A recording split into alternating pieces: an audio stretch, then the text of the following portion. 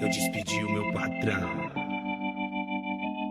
Eu despedi o meu patrão desde o meu primeiro emprego. Trabalho eu não quero não, eu pago pelo meu sossego. Eu despedi o meu patrão desde o meu primeiro emprego. Trabalho eu não quero não, eu pago pelo meu sossego. Ele roubava o que eu mais valia e eu não gosto de ladrão. 992994297 é o telefone para você participar do CBN Cotidiano, que agora vai conversar com a Andréia Salsa. Andréia Salsa é a nossa comentarista do quadro CBN Vida Profissional. Enquanto não tem vinheta, Andréia, eu vou caprichando assim. Tá Daqui a pouquinho vai chegar uma vinheta para o seu quadro, com aquele vozeirão bonito do locutor oficial da CBN. Andréia é especialista em consultoria de pessoas e gestão, mentora de líderes, professora da FGV. E segunda-feira tem a bondade de participar conosco aqui do CBN Cotidiano. Andréia já falou para a gente como pedir aumento, não foi? Já discutiu outros temas aqui, explicou o que é empregabilidade e hoje vai falar da relação líder-liderado, chefe-funcionário. Isso é antigo, né? Vamos explicar de novo a diferença de líder para chefe, André? A realidade não é que seja proibido falar chefe, né? Mas chefe tem um sentido muito de comando, obediência, algo um pouco mais hierarquizado. E a liderança tem a ver um pouco mais com esse papel inspirador, direcionador. Então não é que seja proibido, mas é mais moderno falar em liderança. Andréia, para aquele trabalhador que tem quase convicção de que o chefe está o perseguindo, que o chefe é chato, fica atrás dele, não ouve, não deixa ele falar, tudo que ele faz está errado. Enfim, o meu chefe é chato demais. Tem gente que diz isso. Até que ponto ele deve avaliar melhor as atitudes dele próprio para saber se está sendo perseguido ou se não está performando assim como o chefe imagina? Perdão, como líder, como a empresa imagina. Eu acho esse tema fantástico, né, Mário? E antes da gente falar do chefe chato, enfim, eu sempre gosto de trazer a figura do ser humano, né? Qualquer liderança, qualquer chefe é um ser humano. E a gente pensa assim, chato, né? Quem é que não é chato de vez em quando, que atira a primeira pedra? Então, o problema não é essa chatice de vez em quando. O problema é quando ela é recorrente e isso afeta negativamente a vida de um colaborador. E eu gosto de fazer uma analogia com um especialista de infantil chamado Marcos Piangers. Ele é até famoso aqui no Brasil. E uma vez ele fez um artigo bastante polêmico que era assim, ó, não tenha filhos. E aí foram pesquisar o que significava isso. Ele contou uma experiência dele, dizendo que uma vez ele chegou na creche da filha dele e tinha um casal discutindo com a diretora da creche. Ele tinha uma relação afetiva com a diretora, tentou se aproximar para ver se mediava. E aí quando chegou lá, descobriu que o casal estava brigando com a diretora porque queria que abrisse a creche nos finais de semana para eles descansarem. E aí, não dá para ter filho, né, Mário? Porque filho dá trabalho. E a mesma coisa eu faço por analogia à liderança. Se você tem preguiça de se relacionar com pessoas são complexas mesmo, não seja líder. Porque o líder, ele precisa se relacionar, as pessoas falam inclusive assim, para ser líder tem que gostar de pessoas. Isso é pouco para líder. Líder tem que entender de pessoas, porque pessoas são complexas, têm expectativas diferentes e a gente, querendo ou não, como líder, a gente influencia a vida das pessoas. Quantos de nós já teve um final de dia ruim por conta de uma conexão ruim com a liderança? Quantos de nós já teve um final de dia feliz porque teve uma conexão feliz com a liderança? Então, querendo ou não, essa pessoa ela tem esse nível de influência. Então, se você tem essa chateação por ser líder, porque às vezes nem queria ser líder, quantas empresas colocam pessoas em cargos de liderança porque eram excelentes especialistas, excelentes técnicos. Então vai ser um excelente líder. Pergunta do Joaquim. Exatamente. Joaquim mandou essa pergunta agora há pouco para o 992994297. É o melhor canal de comunicação para você fazer pergunta para a Andréia, por exemplo, agora pelo WhatsApp. Desculpa interrompê-lo. Não, é ótimo, porque eu lembrei da pergunta do nosso ouvinte. São competências distintas. Não necessariamente um excelente técnico vai ser um excelente líder.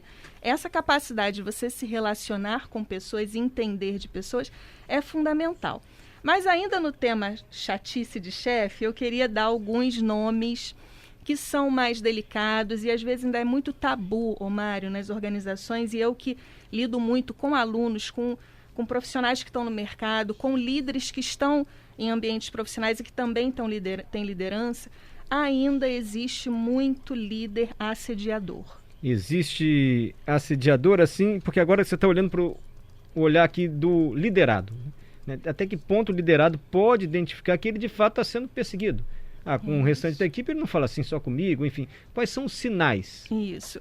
E aí eu vou botar mais um item nesse nosso lugar, tá? Porque tem um outro tema que, além do assediador, que pouco se fala, eu tenho estudado muito sobre esse tema e cada vez mais especialistas têm estudado, que é o psicopata corporativo. Ai, meu Deus do céu, André. Tá dando medo de trabalhar agora, hein? Líder assediador e psicopata corporativo? Explica pra gente. Isso. E aí, assim, olha, nem todo assediador é psicopata, mas todo psicopata corporativo é assediador. E por onde passa essa relação e essa forma da gente se identificar? Um assediador, ele pode ser, um que não é psicopata, ele muitas vezes ele sente culpa, ele se sente mal por ter tratado, ele busca ajuda. Eu mesmo já fiz muita mentoria de assediador. Mas a gente está falando do chefe da equipe, do líder. Do líder da equipe, que é alguém que assedia pessoas. Que é aquele, Mário, que bate na mesa. Isso que eu queria saber. Quais são os comportamentos que identificam que é um líder assediador? Aquele que bate na mesa, aquele que às vezes fala palavras de baixo calão, aqueles que expõem publicamente o seu colaborador, aquele que humilha mesmo, né? Uma pessoa, que faz comparações e que precisa exercer a sua autoridade, muitas vezes porque inclusive está inseguro. Então eu vou e pego a minha autoridade de liderança e para expor o outro colaborador que às vezes teve uma ideia mais inteligente que a dele, mais inovadora do que a dele. Então a pessoa se perde inclusive dentro de um padrão, porque durante muitos anos no ambiente profissional, Mário, foi reproduzida essa lógica de uma liderança que a boa liderança era aquela que quando chegava todo mundo se calava, tinha medo, né? Era o líder de todas as respostas, enfim. Então esse é o assediador. O chefe antigo. O chefe antigo, exatamente. Escreveu bem o chefe isso, antigo. Isso. Só que o psicopata corporativo é aquele que faz tudo isso e ele não tem culpa, muito pelo contrário, ele gosta de assediar. A questão da perversidade faz parte do alimento pessoal dele. Ele sente prazer em ver o outro humilhado, subjugado, constrangido, e tem traços que são mais sofisticados. Parece paradoxal, mas é mais sofisticado, porque eles não são tão óbvios, tá, Mário? Os psicopatas corporativos. E aí, para quem acha que é um termo como se fosse um apelido, né? Mas não, o nome científico dos psicopatas corporativos. Quando a gente pensa em psicopata, o que vem a primeira coisa à cabeça, né? Aquela pessoa que mata, esquarteja e espalha os pedaços do corpo. Não tem emoção. Só que os psicopatas corporativos, eu queria trazer alguns autores para os ouvintes que querem, têm desejo de pesquisar um pouco mais. Tem 3 que normalmente eu uso. O Clive Body, que é um pesquisador australiano, e ele escreveu um livro chamado Psicopatas Corporativos, Destruidores Organizacionais. E temos 2 brasileiras que estudam com profundidade, doutoras. Uma é a Kátia Meckler, que é uma pesquisadora do Rio de Janeiro, que escreveu um livro chamado Psicopatas do Cotidiano. E a outra que é um pouco mais popular, que é a Ana Beatriz Barbosa. Ela escreveu Mentes Perigosas, que também foi um sucesso de vendas. E elas trazem essas características como alguém que normalmente é muito sedutor, homens e mulheres, tá? São muito simpáticos, carismáticos. Então, à primeira vista, eles não são óbvios, como um assediador clássico não psicopata. Ele não dá porrada na mesa, ele não fala palavrão, ele é sutil. Ele delicado. é sutil. Vamos dar um exemplo para o nosso ouvinte entender? Vamos supor que estamos aqui, nós temos um chefe psicopata, ele chega. E hoje ele decidiu, porque eles escolhem a vítima do dia. Hoje a vítima do dia é o Mário. Aí ele chega, me cumprimenta, cumprimento o Pedro, cumprimento o Adalberto e pula você. E você, o liderato, já fica... Ih. Exatamente. E ele percebe que aquilo gerou uma insegurança e um constrangimento. Isso é alimento para o psicopata corporativo. O sujeito que é líder e é psicopata corporativo gosta disso? Ele gosta disso, ele sente prazer e ele, como ele não tem culpa, ele não tem princípios, inclusive éticos, normalmente é uma má notícia para as organizações ficarem atentos aos RHs. Eles sobem rapidamente a escala hierárquica das organizações. Então, é muito comum a gente encontrar psicopatas corporativos na primeira linha de liderança de muitas organizações. Andréia, se ele sobe rapidamente, é porque ele deve dar um resultado. Vamos dizer que a equipe do... Eu ia dizer chefe mala, mas eu vou dizer do líder que constrange. Como é que é? Assediador. Assediador. O líder assediador é esse que bate na mesa, que trata mal as pessoas, que chama atenção na frente de todo mundo. O chefe antigo. Ou do psicopata, que é bem mais sutil e difícil de ser identificado, a equipe dele atinge todas as metas. Sempre vai muito bem, mas está sofrido ali a equipe. Exatamente. Porque tem um líder assim. Isso, de fato, faz mal para a corporação? A empresa, de fato, está preocupada com essa equipe ou está dando resultado? Deixa ele tratar mal o pessoal lá. Isso diz muito exatamente da empresa, né? O resultado, eu quero resultado baseado em que consequência? Eu brinco assim, eu quero resultado, mas com uma trilha de sangue no meio do caminho, ou eu quero um resultado com gente feliz, com gente próspera e com gente que quer ter uma relação longínqua com a minha empresa, porque o engajamento também tem essa relação, né?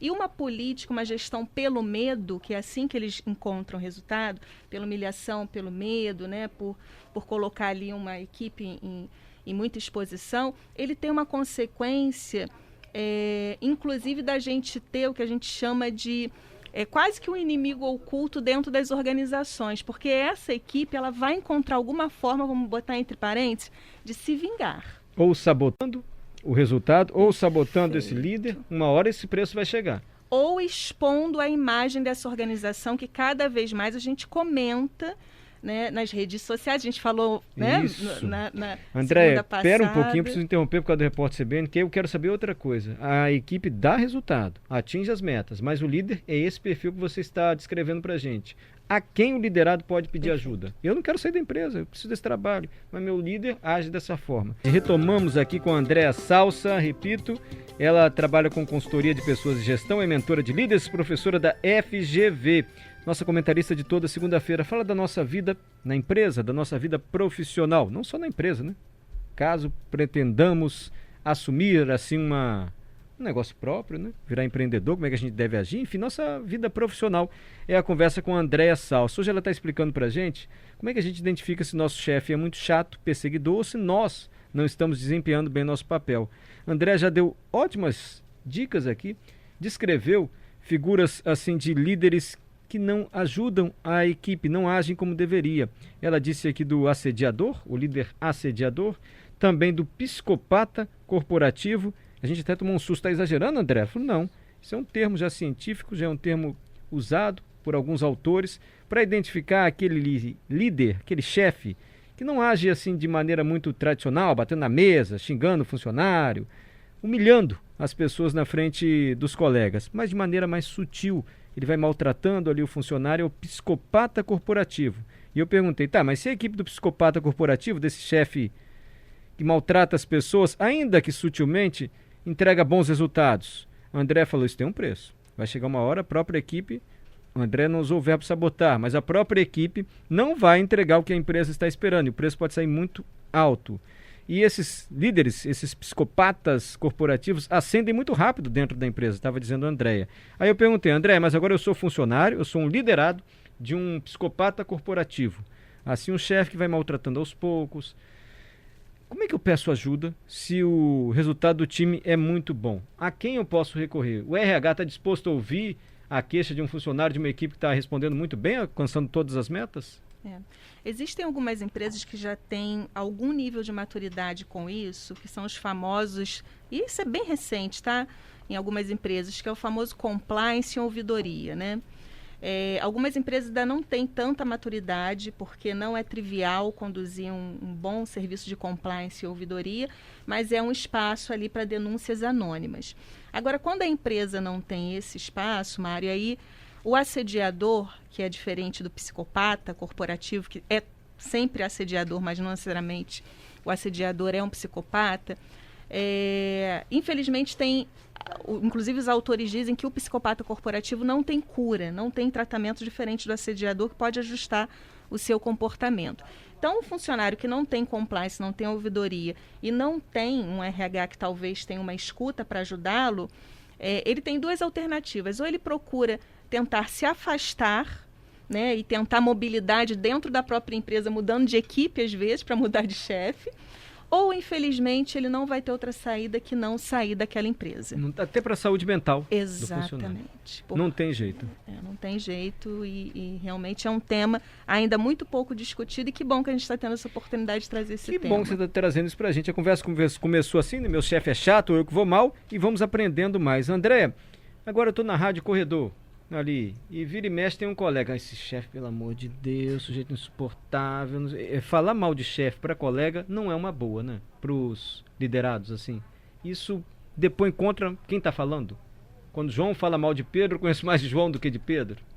Eu acho que se você está falando baseado em elementos concretos e não um achismo, um disse-me-disse, mas você tem elementos concretos, às vezes é uma rede de apoio, Mário, que você vale a pena, então. Vale a pena, e às vezes você pode, inclusive, construir uma coalizão interna.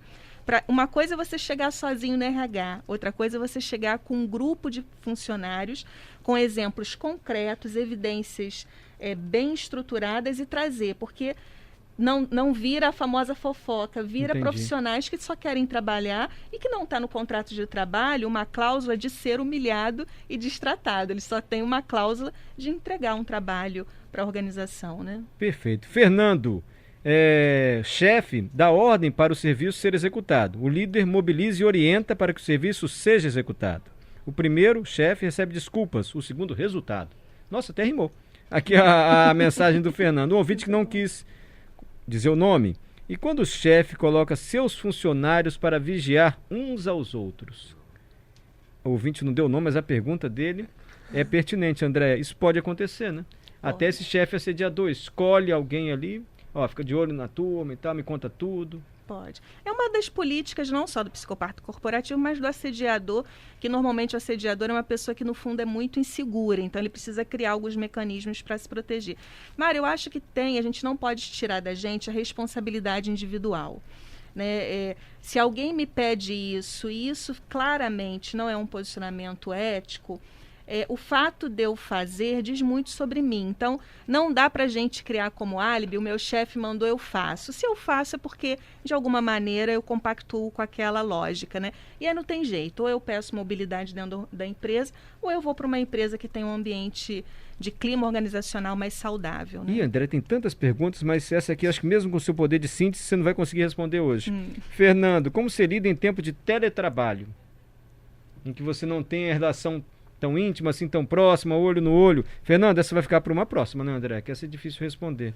A gente sempre ouviu assim também, olha, gente, se você for líder, elogiar em público, vai elogiar o liderado em público, vai chamar atenção, sempre particular, chama na sala e chama atenção. Isso procede ainda hoje? Super procede. Aliás, o elogio, ele tem um efeito. Tem um autor chamado Dale Carnegie, que eu gosto muito, ele é um especialista em comportamento humano, né? E ele diz que tem 5 habilidades essenciais do relacionamento e uma delas é a ambição. E dentro da ambição tem o poder do elogio. O elogio, ele tem uma força de engajamento pessoal, porque embora algumas pessoas dizem, eu não preciso de elogio. Precisa sim, a gente gosta. Uns gostam mais, outros menos, mas todo mundo precisa de um elogio. E às vezes o líder ele não percebe a potência que tem um elogio, especialmente público. Quando eu elogio isso publicamente. Então é muito saudável que a gente receba elogios e dê elogios também, né? André, muito obrigado, viu? André, segunda-feira estará de volta. Até nos estendemos aqui no seu comentário, porque as perguntas vão chegando. Segunda-feira tem mais Vida Profissional aqui com a Andréia Salsa. Você gosta de Fórmula 1? Não deve gostar muito, não. Gosta? Meu marido gosta demais, Andréia, essa série, você tem que ver a relação liderados com os líderes, ali os chefes de equipe. Pode ser um case para você. Eu tô falando sério. Não tô te pedindo para assistir, mas eu tô dizendo que pode ser porque tem de tudo. Tem esse psicopata corporativo, você vai ver.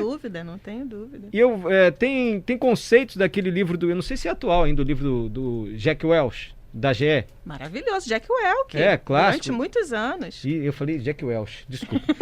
e ele mostra aí que nas empresas tem as estrelas, tem a parte que já devia ter sido eliminada, tem a parte intermediária, E esse documentário da Fórmula 1 mostra muito o trabalho de equipe, liderados, líderes, enfim, não sei porque eu estou falando tanto desse documentário. Ótima dica. Mas é uma dica. Obrigado, viu, Andréia? Eu que agradeço. Se você tem sugestões para Andréia, já sabem, 99299-4297.